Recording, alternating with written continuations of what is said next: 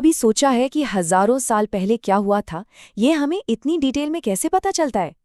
आज हम सिर्फ इतिहास की नहीं, बल्कि इतिहास को लिखने की कला की तह तक जाएंगे। देखिए, हम सब ने स्कूल में बड़े बड़े राजाओं और लड़ाइयों की कहानियां पढ़ी हैं, लेकिन क्या कभी ये सवाल मन में आया कि ये कहानियां हम तक पहुंचती कैसे हैं? आज इसी दिलचस्प पहेली को सुलझाएंगे। तो चलिए शुरू करते हैं। सबसे पहला सवाल, आखिर अतीत को लिखने का मतलब क्या है? अच्छा, तो इस चीज का एक खास नाम भी है, हिस्टोरियोग्राफी। आसान भाषा में कहें तो ये है इतिहास के पीछे का इतिहास। मतलब ये समझना कि जो इतिहास हम पढ़ रहे हैं वो सिर्फ फैक्ट्स की एक लिस्ट नहीं है, बल्कि एक कहानी है। एक ऐसी कहानी जिसे किसी ने अपने नजरिए से बुना है। और देखिए, ये कोई नई बात नहीं है। बहुत पहले ही कहा गया था कि इतिहास सिर्फ तारीखों और घटनाओं का खेल नहीं है, बल्कि ये उदाहरणों से सिखाया जाने वाला एक दर्शन है जो हमें जिंदगी के सबक सिखाता है। तो चलिए अब एक टाइम मशीन में बैठते हैं और सीधे चलते हैं उस दौर में जहां से ये सब शुरू हुआ। हम बात कर रहे हैं प्राचीन ग्रीस और रोम की। और पता है सबसे मजेदार बात क्या है? इतिहास लिखने की शुरुआत फैक्ट से नहीं हुई, बल्कि कविताओं से। जी हाँ, होमर जैसे जो बड़े बड़े कवि थे, वो अपने कविताओं में ही अतीत की कहानियों को, उनकी वीर गाथाओं को जिंदा रखते थे। और फिर ग्रीस में दो बड़े नाम सामने आए, जिन्होंने इतिहास लिखने के दो अलग-अलग रास्ते बना दिए।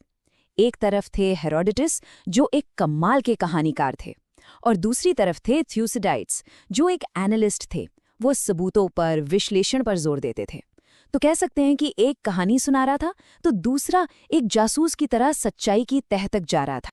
अच्छा, ग्रीस के बाद आए रोमन, और उन्होंने तो इतिहास को एक अलग ही लेवल पर इस्तेमाल किया, एक तरह से एक हथियार की तरह, देशभक्ति जगाने के लिए, लोगों को नैतिक मूल्य सिखाने के लिए।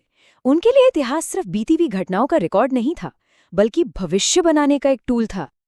लेकिन ये जो इतिहास लिखने की कला थी, ये सिर्फ पश्चिम तक ही नहीं रुकी थी।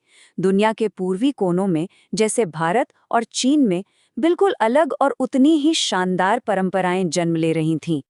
जैसे अगर हम प्राचीन भारत की बात करें, तो यहाँ इतिहास और पौराणिक कथाएं अक्सर एक साथ चलती थीं।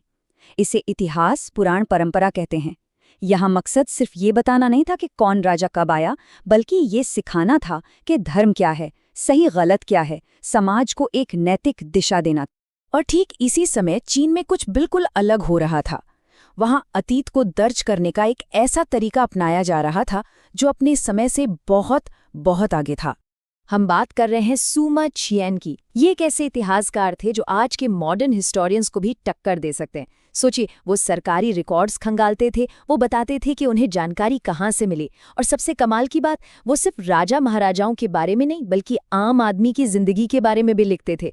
उस जमाने में ऐसा सोचना भी एक क्रांति से कम नहीं था।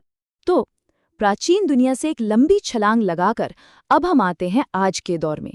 देखते हैं कि आज के जो इतिहासकार हैं उनका टूलकिट कैसा होता है, वो अतीत की गुत्थियां कैसे सुलझाते हैं। सबसे पहले तो होते हैं सबूत, जिन्हें हम सोर्सेस कहते हैं। ये दो तरह के होते हैं, प्राइमरी और सेकेंडरी। इसे ऐसे समझिए, मान लीजिए हमें जंग के मैदान से किसी सैनिक की लिखी चिट्ठी मिलती है। वो है प्राइमरी सोर्स, यानी फर्स्ट हैंड अकाउंट। और अगर हम उसी चिट्ठी पर किसी हिस्टोरियन की लिखी किताब पढ़ते हैं तो वो हो गया सेकेंडरी सोर्स। अब सबूत मिल गया तो एक इतिहासकार असली जासूस बन जाता है। पहले वो बाहरी आलोचना से ये चेक करता है कि सबूत असली भी है या नहीं। फिर वो आंतरिक आलोचना से ये जांचता है कि सबूत के अंदर जो लिखा है उस पर कितना यकीन किया जा सकता है। कहीं लिखने वाले ने अपनी तरफ से कुछ बढ़ा चढ़ाकर तो नहीं लिख दिया। और इस पूरे साइंटिफिक अप्रोच के जो जनक माने जाते हैं वो हैं लियोपोल्ड वॉन रॉन्के। उनका एक सीधा सा मंत्र था, इतिहासकार का काम कहानियां गढ़ना नहीं है, उसका काम सिर्फ ये दिखाना है कि असल में क्या हुआ था। और बस इसी एक लाइन ने मॉडर्न हिस्टोरियोग्राफी की पूरी तस्वीर बदल दी। ठीक है, तो हमने ये सब समझ लिया, ग्रीस, रोम, चीन, मॉडर्न टूल्स। लेकिन बड़ा सवाल ये है कि हमें इन सब से क्या लेना देना, ये जानना हमारे लिए ज़रूरी क्यों है। सबसे पहली और सबसे ज़रूरी बात, इतिहास कोई बंद किताब नहीं है। ये एक जिंदा चलती फिरती बातचीत की तरह है।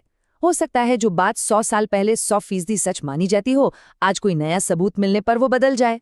ये समझ हमें एक बहुत पावरफुल टूल देती है क्रिटिकल थिंकिंग का, यानी चीज़ों पर सवाल उठाना। जब हम ये समझ आते हैं कि इतिहास कैसे लिखा जाता है, तो हम अपने आसपास की हर जानकारी को, चाहे वो न्यूज़ हो या सोशल मीडिया पर कोई पोस्ट, उसे सिर्फ पढ़ते नहीं हैं, बल्कि उसकी पड़ताल करना सीखते हैं। ये हमें सिखाता है कि हर कहानी के पीछे एक कहानीकार होता है और हमें ये सवाल पूछना चाहिए, ये कहानी कौन सुना रहा है, वो क्यों सुना रहा है और क्या वो पूरी तस्वीर दिखा रहा है या सिर्फ एक हिस्सा। तो अगली बार जब कोई भी ऐतिहासिक कहानी सामने आए, तो सिर्फ ये मत पूछेगा कि क्या हुआ था, बल्कि ये भी पूछेगा कि ये कहानी हमें कौन सुना रहा है और क्यों। बस ये एक छोटा सा सवाल हमें सिर्फ एक सुनने वाले से एक सोचने वाला इंसान बना देता है।